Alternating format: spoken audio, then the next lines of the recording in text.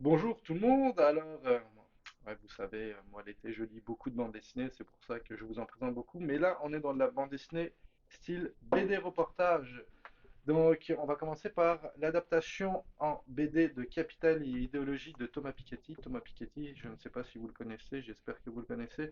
Il a écrit Capital au XXIe siècle et donc Capital et idéologie. Il a participé à des études avec Esther Duflo aussi sur les inégalités. C'est un économiste qui est quand même assez important en France et même en dehors de la France puisqu'il donne des cours aux États-Unis.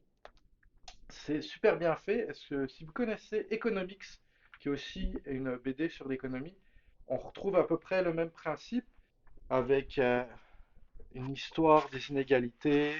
Donc on a l'Ancien Régime. Donc c'est vraiment très intéressant parce que c'est un travail de fond au niveau historique sur comment les inégalités continuent à se reproduire. Qu'est-ce que c'est la reproduction sociale? Qu'est-ce que c'est les inégalités sociales?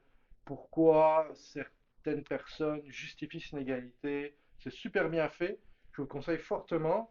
Moi, j'adore Piketty, donc à lire. Et ensuite, Datamania.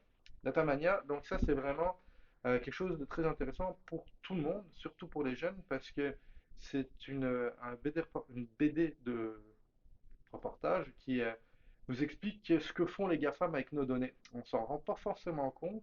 Souvent, on parle du problème des GAFAM, donc les Google, Apple, Facebook, Amazon et Microsoft par rapport à leur impact écologique, surtout production de biens de consommation pour Apple ou Amazon. Mais on oublie souvent que même Amazon, la principale source de revenus, c'est les serveurs et c'est la vente de nos données comme Facebook. Facebook, si c'est gratuit, c'est parce que c'est toi le produit. Voilà. Donc ça, là-dedans, il nous explique tout ça. Je vous conseille vraiment de le lire, c'est très bien fait, c'est chez Juno. C'est aussi très coloré, un peu plus humoristique quand même que Capitaine Idéologie, mais très intéressant aussi.